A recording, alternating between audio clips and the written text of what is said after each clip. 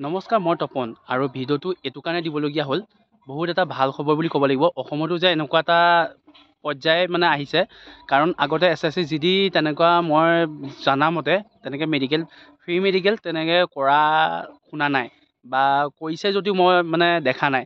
এতিয়া বৰ্তমান মূল কথা আহিছে, ভিডিঅ'টো স্কিপ নকৰিব, অলপ টাইমৰ ভিডিঅ' চাই থাকক শেষলৈকে।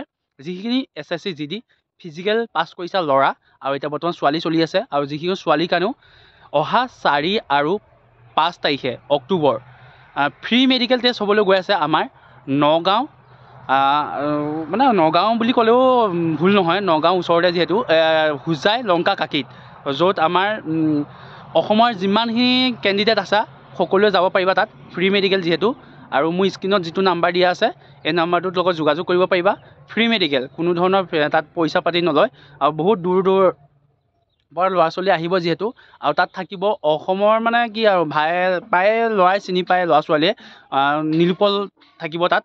টিপছ যিটো আমাৰ ইউটিউবাৰ, যিটো অসমৰ মানে যিবিলাক আমাৰ ডিফেন্সৰ ভিডিঅ' দি থাকে, তেওঁ থাকিব আৰু লগতে ময়ো থাকিম।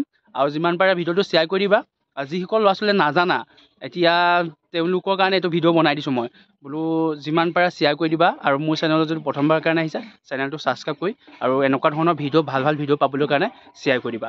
জয় অসম, মই তপন, নমস্কাৰ।